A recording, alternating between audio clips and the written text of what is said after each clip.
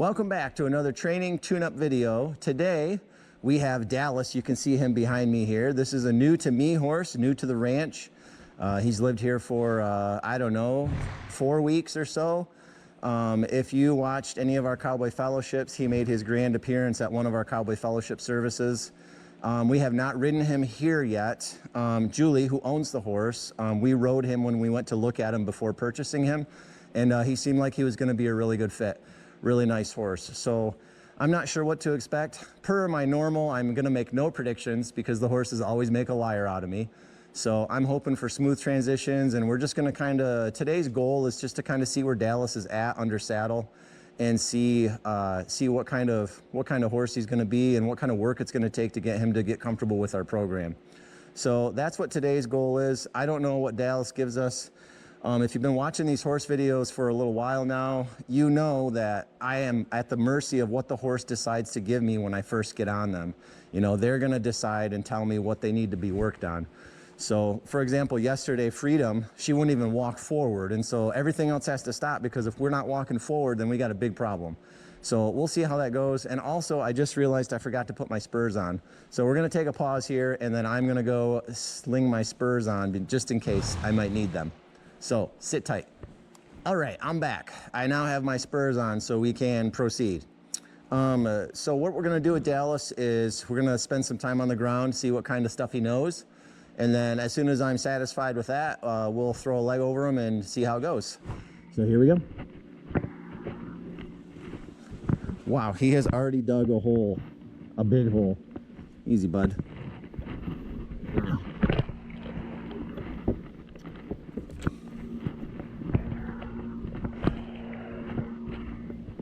Okay, let me check my cinch, fix my reins, get myself all situated here. Don't want any saddle losing. I'm betting Dallas has seen a scary stick before. Oh yeah, I definitely seen that. But we need to get him to press out. He's definitely in my space too much, which is definitely one of Dallas's habits. Is he's a little pushy, likes to be in your space, and that is definitely not okay.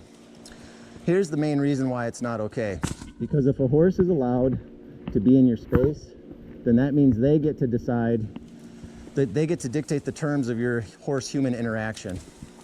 And as soon as they're allowed to do that enough times, then they start doing stuff that's kind of naughty. See, he's flinging his head a little bit. So I'm not sure. He hasn't probably been worked in a while. I don't know the place we got him from. Ooh. I don't know how much they rode him. See, he came toward me, which I'm not okay with. So we're going to correct that with my scary stick. See, he's not looking at me, so he's more interested in other things. Let me see if we can get him to go the other way. Attaboy. See, I'm trying to go as light as I can on the pressure. So him boogieing down like this and kind of tilting his head down would lead me to believe that he's got a little bit of spit and vinegar in him. He needs to get worked out of him. So we'll see how this goes. That's why I like doing this on the ground, because it's happened to me before where I do this groundwork and they'll throw a few bucks and crow hops.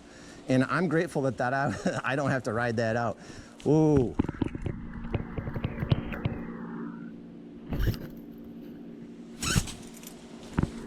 Woo. All right. Okay, so he's chewing. So if you've been following my videos, that means comprehension. I understand something. I'm not saying he's fully there and fully understands everything, but he understands something at least. All right. We're gonna keep working a little bit more. I gave him a chance. You heard me do the kissing noise, right? I gave him a chance before I gave him the swat. See, he's deciding to canter this out, not me. And I'm fine with that. I just need him to move. If he was walking, I'd be fine with it. Woo.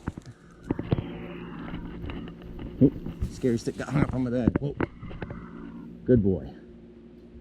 Okay, chewing again, which is good. He's definitely been round pended before like this. All right, so he cut me off, got in my space a little bit, and I'm a hawk about that. You take 1 centimeter of space from me while I'm trying to work a horse, and I'm correcting that right quick in a hurry. See him picking his head down or throwing his head down? He's definitely thinking about being a naughty horse, which is why he's here. It doesn't mean he's bad. It just means he needs a little refinement. Woo. I'm willing to bet that the place he came from let him get away with kind of quite a bit, which is super duper normal. That's normally how it happens. And then they come here, and because we have a massive program with lots of horses, and the place he came from had lots of horses, but not lots of hands, not lots of hands touching him. Dallas came from a ranch that had 50 horses. Dallas was one of 50. So he came from a big horse, woo, or a big ranch, I should say. But the volume of hands that touch him, I guarantee you, is not gonna be what it is here. Okay, he doesn't like this way the most. There he goes.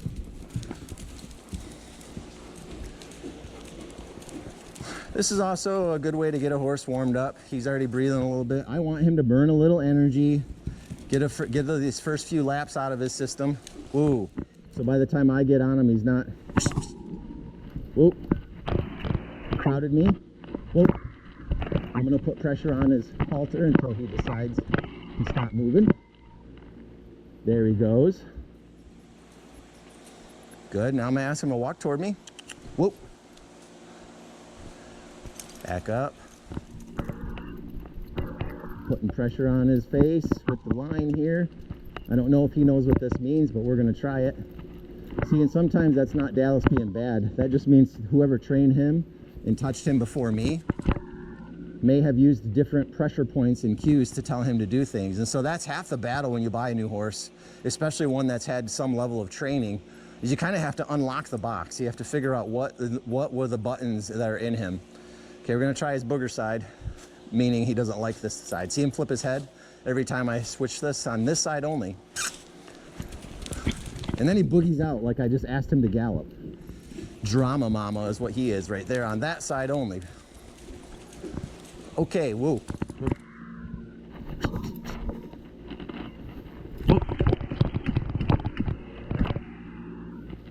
Okay. Good boy. I was asking him to back up. Okay, we're gonna try to move forward a step or two. And this is how you can tell if a horse has had some time on him or not. Okay, I'm gonna try to square up. He's still not looking at me. We're doing better, but he's still not fully. See how he keeps tilting his head away from me? Because he's not super focused on what my agenda is yet. Back up. Good boy. You see how little I had to try? So he's definitely had some time on him. Definitely someone's put some training into him. So that's good news for the ranch and Julie. So this is his quotation mark good side.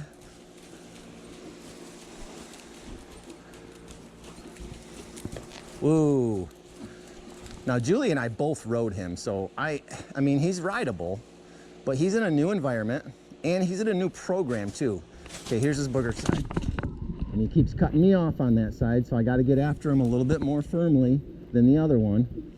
Again, I'm only taking what he gives me. I'm setting the ground rules. It's Dallas's job to fit into my rules. That's how this works. That's how it should work when you handle animals. You're the boss, and the horse has to decide to figure out how to fit into the rules you've set up for him.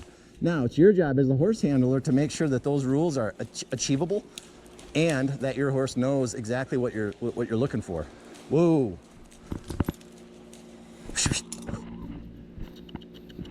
Okay. He didn't like bum rush me, but I don't like that he stopped and then started immediately walking toward me.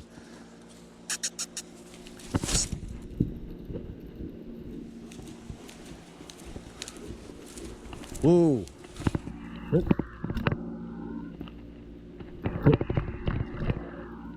Yeah, he's definitely not interested in me yet.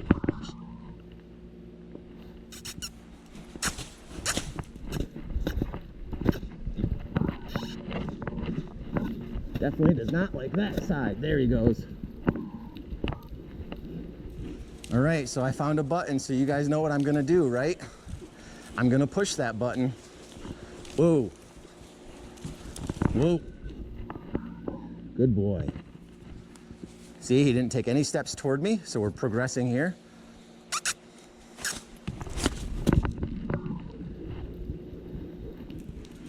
So this groundwork I'm doing right now is going to help him when we handle him on the ground in the stall area too, where we stage. Good boy. See how he's keeping that line tight now? He's not coming toward me. So even that side, he's a little bit creeping in on me. And because he's sensitive to being like, that's his main issue is space, I can't give him even a little inch of space. Whoa. Good boy. Okay, we're gonna try the booger side. Good boy. He saw that one coming. He's starting to get it. He's not a dummy. Whoa. Good boy. So Dallas is figuring this out.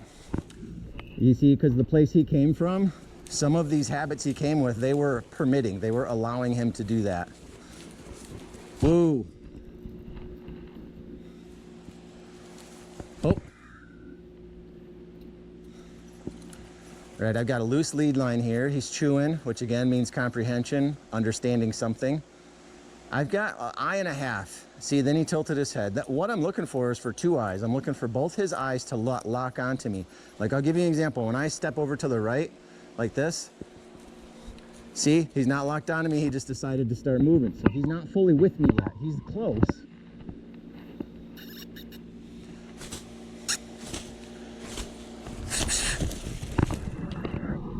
We're getting better. It's better than when we started, okay? And so the name of this game is progress, and we don't need to eat the cake in all one whole big bite. You know, we're just looking for some progress. Whoa. And him exerting this energy of rotating himself around while he's attached to me is gonna make him eventually be like, I don't like this work. Whoa. Whoa. So he sees me moving to the right or left, and he thinks I'm coming after him with the scary stick. Whoa.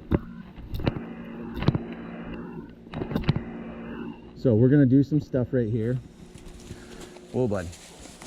This is a little bit of desensitizing. So right now he's got, what I need him to do is respect this, but not be super afraid of it, okay? He's huffing pretty good. We'll give him a little breather. We need this all over the place. Now, if he decided to spaz right out because this thing's touching him, that's okay. I would just kind of hang in there with him, let him get it out of his system, okay? He needs to understand that this isn't like something that's going to kill him, but this is something, because I'm holding it, he needs to respect. So we're gonna touch him all over the place, because I would try to move and do things and he would immediately start moving around because he was afraid I was gonna snap him with it, okay? And I think he rightly should be afraid of that, because he was a little bit of a stinker at first, so we'll see how this goes. Good boy. Good boy. All right.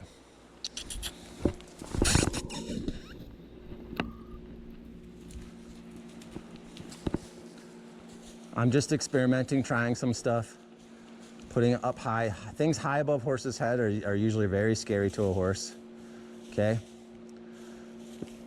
He's not scared of this at all. Okay. But when I still come like this, he still wants to try to move out. So we'll work on that.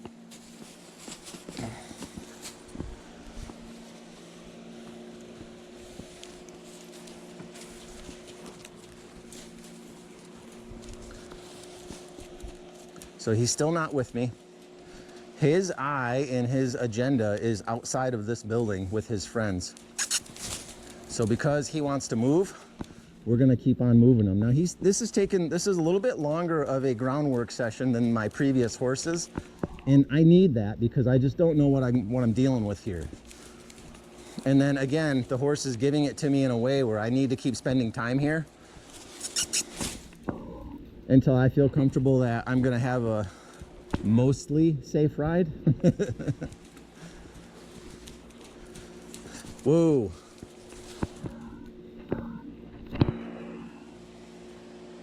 Okay, he's only giving me one eye, which is part of this directional problem, is because he's not facing off at me. If I can get two eyes and we can get him to move out on his booger side, I'll be feeling really good with our progress today. Whoa. Whoa. Good boy. See, he gives me two eyes and some chewing, which is great. That's some really good progress. But if we don't hold it, see, lost him. We lost him right there. He's still outside. Did you guys see him looking? I had him, he was with me, and then he was like, but wait a second, my friends are outside. So he hasn't fully submitted himself to what I'm trying to accomplish here. Whoa.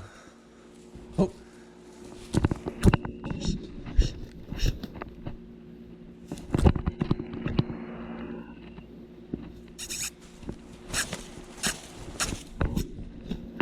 Oh yeah, we got big problems with that direction. There we go. Now, those of you who are like, oh my goodness, you're such a meanie for hitting him, keep in mind, this is literally a plastic bag, okay? This isn't like a ball and mace with spikes on it. It's just a training tool. Whoa. Good boy. Keeps cutting me off. I don't like it. I hope you guys are seeing that in the video. I hope you're understanding what he's doing here. Whoa. I'm giving him a really strong head movement because he does not want to stop going that direction. See, and not looking at me. Okay, that was some progress. I didn't have to get after him. Whoa. Good boy. Cut me off again. Whoa.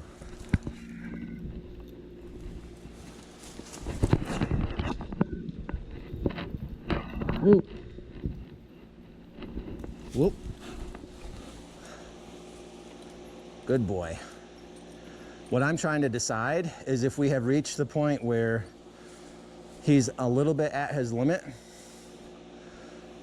I got two eyes, and that point I'm talking about is when you kind of get past the fluff of what a horse is capable of. I'm not saying exasperated, like to the point where they feel like they're desperately have no option except for doing something drastic.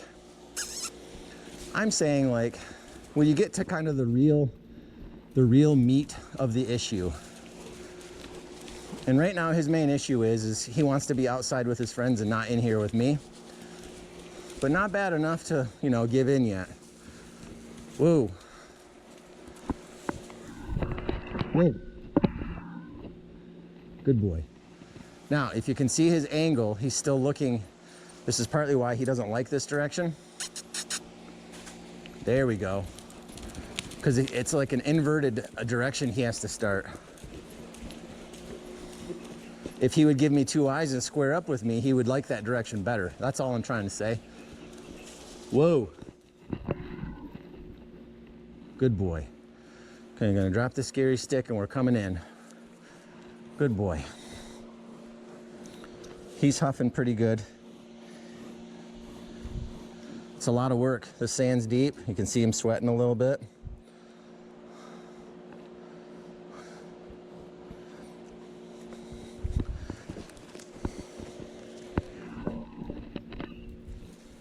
So he's still very much in my space.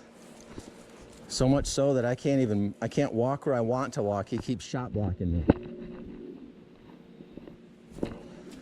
So we're not quite there yet. We're getting there though. Okay, I was just testing his respect level without my scary stick.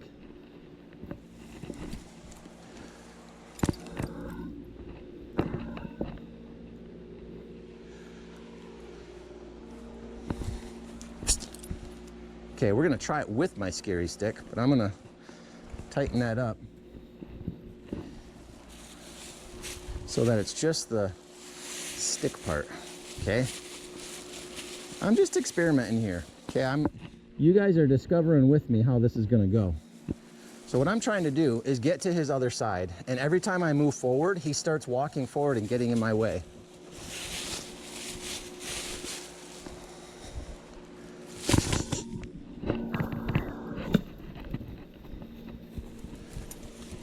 So I'm not sure. We're experimenting.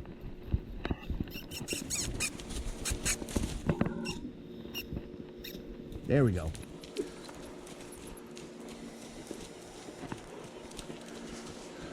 Ooh.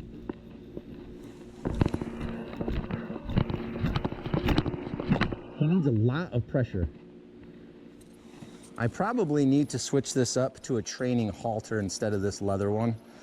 It allows me to apply pressure with less effort. All right.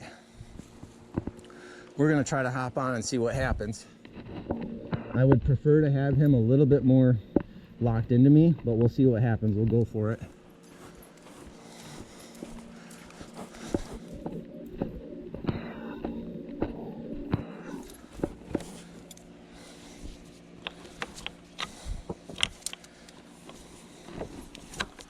Check my cinch one more time.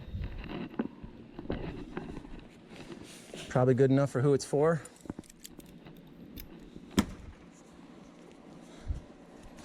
We're gonna mount up away from the wall in case something spicy happens. I've got some room to run, room to work. Oh, bud. Oops, hit my camera. Okay, we have made it. Okay, so your guys' guess is not quite as good as mine, but I don't have much better of one. Okay, so he's never been ridden in this arena. He lived overnight in this arena. He's been here for 4 weeks or so. So he's all perked up, a lot of big ears. He's trying to take the reins away from me. So we're just gonna try to do a few we're just gonna try to walk around a little bit. That's not asking too much, is it? Seems pretty reasonable. So,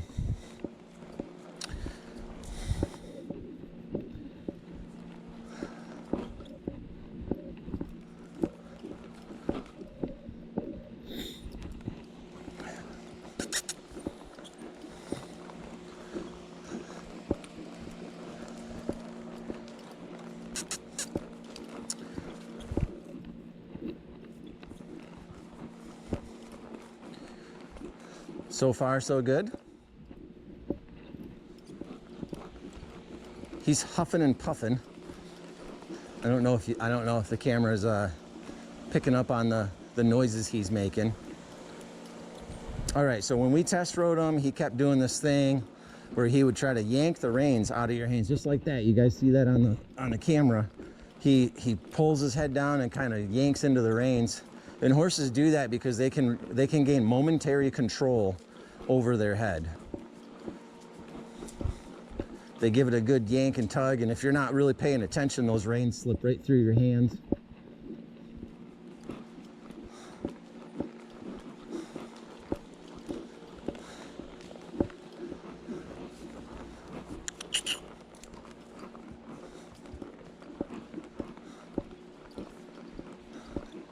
So he's doing all right. This is basically kind of how he was when we rode him, when we test drove him. Try to trot a little bit here. See how that goes. Just gonna try to trot a circle. See, and then here's the scary part. When he pulls down, and if I lock my hands in, it really throws my upper body weight forward. And if he's a clever horse, he can time a buck out just right, and then Justin's gonna go flying over a horse's head. So that's a challenge as a rider when you got a horse that's doing that, because you can't let them have their head, you can't let them have that battle. But at the same time, I also need to keep my center of balance and my proper riding posture, so that in the event of something happening, I'm the best prepared to handle that, to try to ride it out. Doesn't mean I'm gonna, it just means that I got a shot.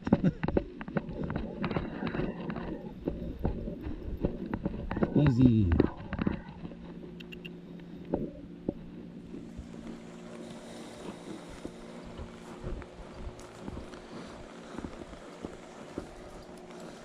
Doesn't appear that he knows how to neck rein, which isn't a deal breaker. Most of our horses direct rein. That just means one rein in each hand. Neck reining, you'd put them together like this and you could just steer left or right by the pressure they feel on their neck.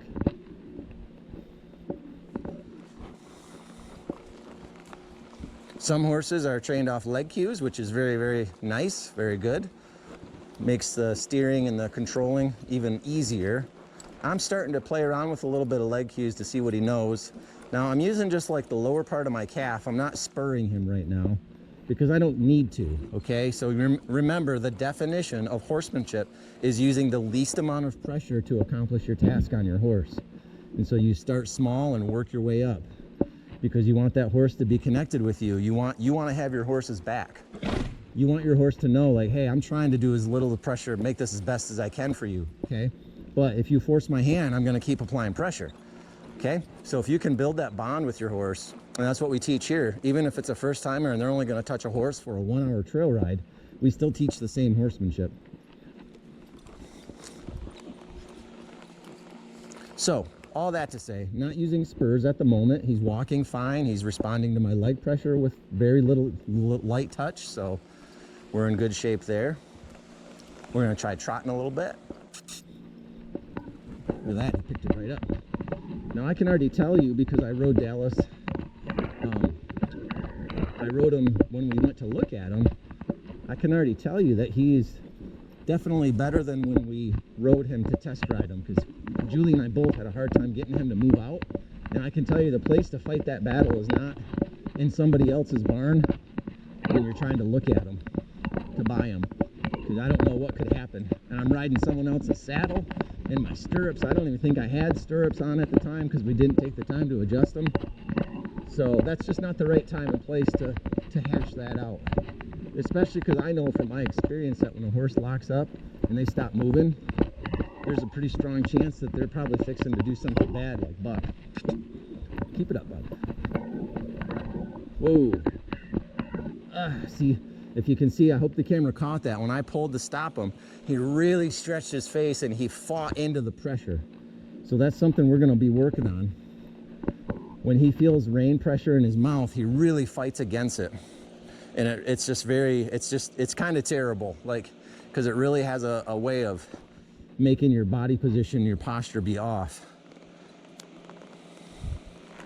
See, I'm barely pulling, so this is just Dallas not appreciating being pressured in any way whatsoever.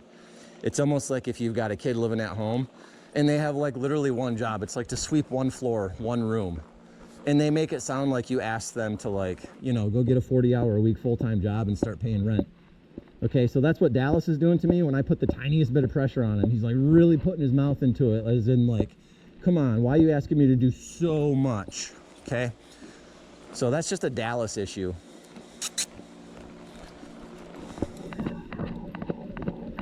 I'm really trying to avoid Dallas's hole that he dug me. I need him to not trip in that. That'd be great.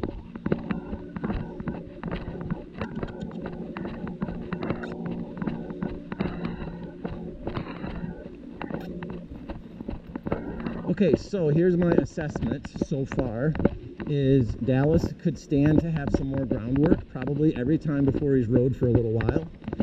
And then I would say that he's got a really good foundation of training, really good place to start. Oh, he locked up on me. Had to put some spurs to him a little. And I also assess and think that I haven't seen all of Dallas's bad habits yet. This is only the first ride, so. Ooh. Oh, the woeing is the worst. That's where he pulls the most.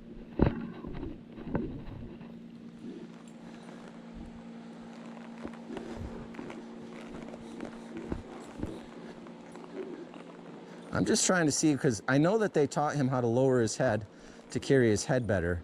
So I'm wondering if they used a different cue besides reins to stop him, because he's really acting interesting when I use the reins for stopping. Steering, he doesn't do it quite as bad, or nearly as bad.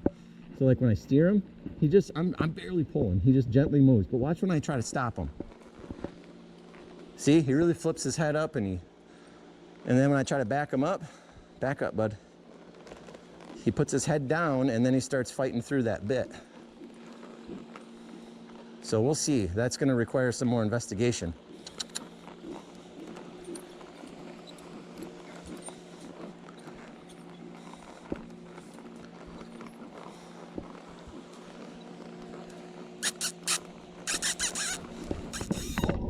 Oh, I got pinned back ears. There we go.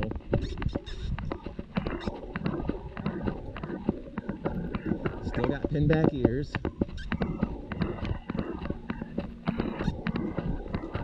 Look at his face. You guys can see that? Ooh. That whole time I cantered, those ears were just slicked right back, just like this.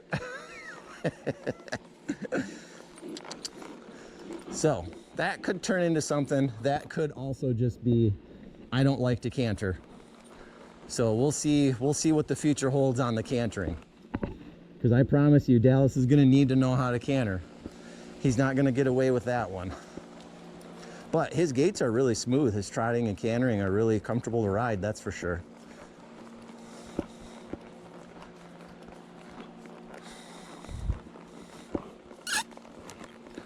Okay, I'm going to do one more thing. I want to practice, I want to check on a few of these, whoa, the leg position thing. I'm going to go to this other camera. Okay, he decided not to move. That was weird. And I'm going to just practice and see what we got going on. Whoa, what he'll do with some just static leg pressure. Okay, then he moved forward. I'm putting leg pressure right here on his rear flank. And if he was trained correctly, he'll move away from pressure, so his hindquarters will move away from pressure. Right leg away from pressure. So we'll see. I don't know what he's been taught. And again, I'm not using a real big ton of spurs. And when he moves forward, I'm just brake checking him to see what happens.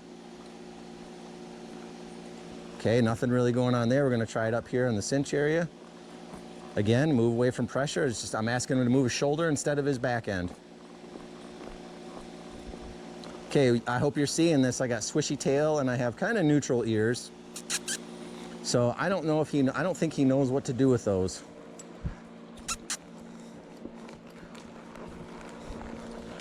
Mostly that flank pressure I was talking about is the go. Like a lot of people kick to make their horse go. And certainly sometimes you have to, but there's so much more your legs can communicate to a horse than just go. That's like, I don't know. There's just a lot to it. You can apply pressure and get your horse to do a lot of things. Tell your horse to do a lot. Horses are really smart. They can be taught things. So we'll see how Dallas goes in the future. All right, well, I'm going to call that a successful first run. Although, as I'm saying that, and I'm trying to get Dallas to turn here, he's turning and kind of looking very mysteriously at my foot.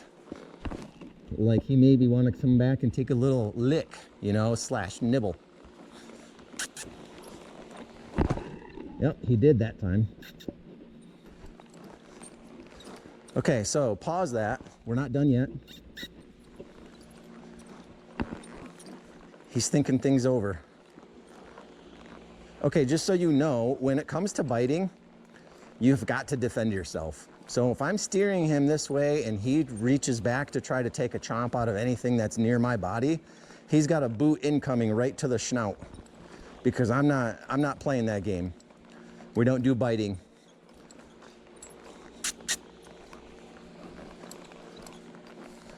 Okay, so he did pretty good there. I had to give him a little correction in the boot, with the boot once on the turning left. And he's got neutral ears. I'm not sure. I would say that I don't think he's maliciously just like a dangerous bad horse. Because let me tell you, I have seen the malicious, dangerous bad ones, and they don't look calm and don't have neutral ears. They kind of look like they want to kill you all the time. So that is not what this is. This is just a time frame that has elapsed where Dallas has been allowed to get away with things. And so this isn't just like a specific to Dallas thing. If you take any horse and you allow them to be in charge and to dictate the terms of that human-horse interaction, any horse will eventually turn into foul and be dangerous for you. Okay, so we're catching Dallas on the really beginning, early stages of that. It doesn't make him bad. It just means that whoever was handling him before allowed him to get away with things that he shouldn't have got away with. Okay, he's pooping, but I don't care. He needs to walk and poop at the same time. We let him take a break for peeing though.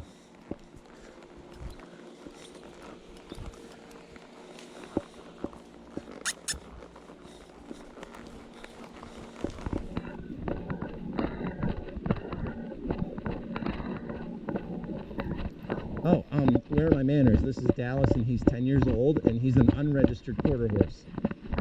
I forgot to do that. Normally I introduce you guys to the horse. I said his name, but we didn't tell you what breed he was.